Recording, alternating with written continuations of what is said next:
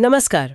आज हम एक काफ़ी अहम और थोड़ी उलझी हुई पहेली पर बात करने वाले हैं। ये लाखों लोगों से जुड़ी है कि अगर आप काम के लिए अपने घर से दूर हैं तो वोट कहाँ डालें। हाँ, ये बहुत बड़ा सवाल है। बिल्कुल।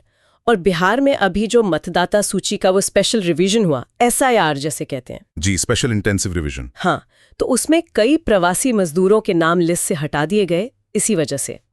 तो ये मामला काफी पेचीदा है, जैसे वो ग्रीक कहानियों में होता ना, सिल्ला और चरबीडीज के बीच फंसना। हाँ, बिल्कुल। तो आज हम यही समझने की कोशिश करेंगे कि ये सामान्य रूप से निवासी होने का कानूनी मतलब क्या है, प्रवासी मजदूरों के लिए ये दिक्कत क्यों खड़ी करता है और इसके हल क्या हो सकते हैं।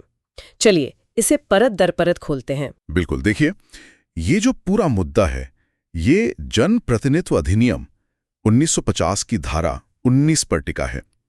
इसके हिसाब से वोटर लिस्ट में नाम होने के लिए आपका उस जगह का सामान्य रूप से निवासी होना जरूरी है। सामान्य रूप से निवासी। हाँ, इसका मतलब या कहिए मकसद ये है कि वोटर का उस इलाके से कोई वास्तविक जुड़ाव हो। अच्छा। और कोई फर्जी रजिस्ट्रेशन ना कर ले।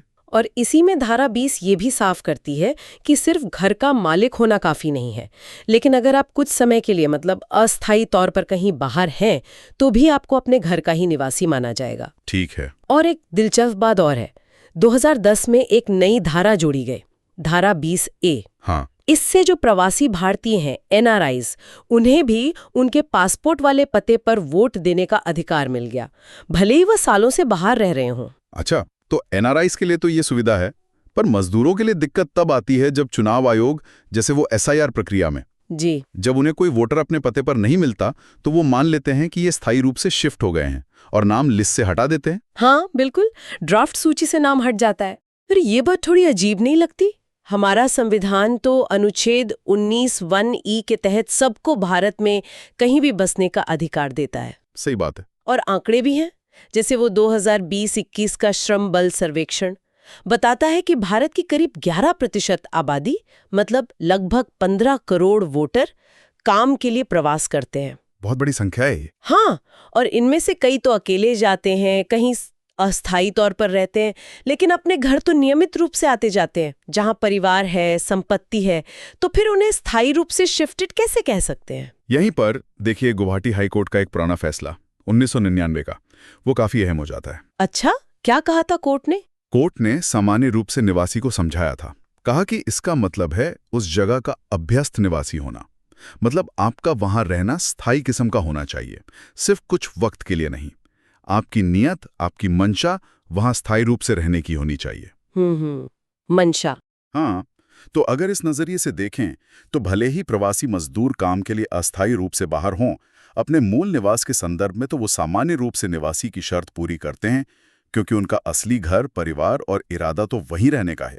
तो फिर एक सवाल उठता है, अगर वो अपने घर के पते पर सामान्य निवासी हैं, तो फिर वो जहां काम कर रहे हैं वहां वोट क्यों नहीं रजिस्टर करवा लेते? ये आसान नहीं होगा? हाँ, ये एक वाजिब सवाल है, लेकिन यहां भी एक पेच है। क्या पेच है? देखिए, कई प्रवासियों के पास जहां वो काम करते हैं वहां शायद सिर्फ आधार कार्ड हो और कोई पक्का दस्तावेज ना हो पते का। और आधार तो शायद सिर्फ प्रक्रिया में नए रजिस्ट्रेशन के लिए काफी नहीं होता। हाँ, ये एक मसला है।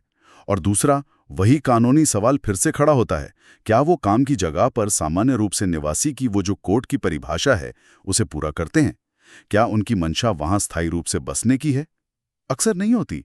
हाँ, वो तो घर लौटना चाहते हैं। बिल्कुल। और फिर इन कानूनी बातों के अलावा उन राज्यों में जमीनी राजनीति भी एक बड़ा फैक्टर है जहां ये प्रवासी काम करते हैं। मतलब कानूनी परिभाषा एक तरफ और असली राजनीति दूसरी तरफ? बिल्कुल।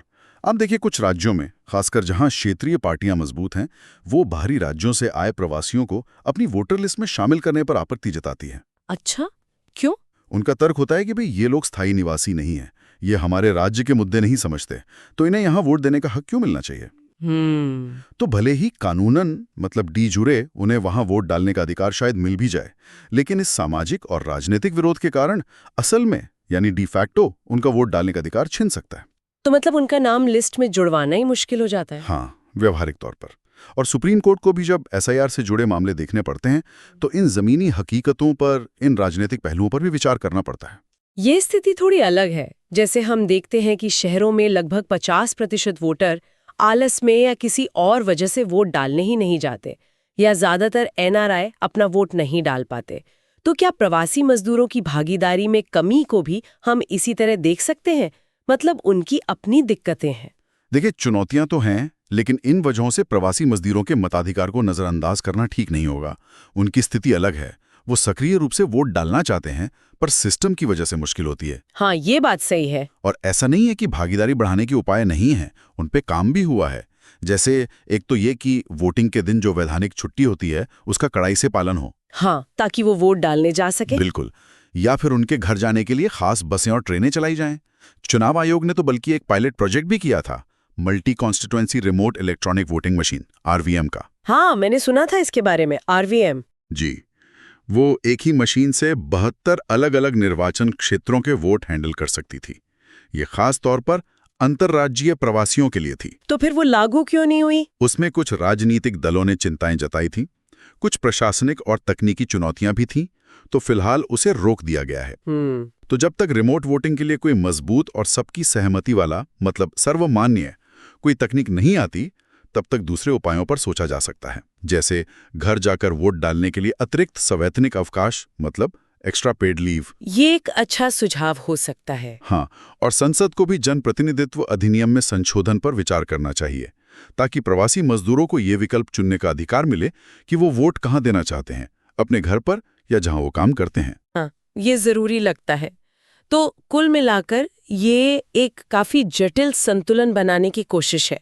एक तरफ कानूनों की परिभाषाएं हैं, जैसे सामान्य रूप से निवासी, दूसरी तरफ लोगों के प्रवास की जमीनी हकीकत है, रोजी रोटी की जरूरत है, और तीसरी तरफ राजनीतिक दबाव भी है। बिल्कुल। और लक्ष्य यही होना चाहिए कि किसी भी योग्य नागरिक का वोट सिर्फ इसलिए न छिन जाए क्योंकि वो अपनी आजीविका कमाने के लिए घर से दूर है। एकदम से। और अंत में एक सवाल शायद हम सबके सोचने के लिए छोड़ सकते हैं। हाँ, जरूर। कि आरवीएम या बेहतर ट्रांसपोर्ट जैसे तकनीकी समाधान तो ठीक है, इनसे आगे बढ़कर हमारा पूरा सिस्टम इन आंतरिक प्रवासियों की जो अनोखी स्थिति है, जो उनकी खास जरूरतें हैं, उनको सही मायने में कैसे पहचान सकता है, कैसे उन्हें समायोजित कर सकता है, ताकि उनकी आवाज न सिर्फ कानूनी तौर पर बल्कि असलियत में व्यवहारिक रूप से और राजनीतिक रूप से भी भारत के लोकतंत्र में सुनी जा सके।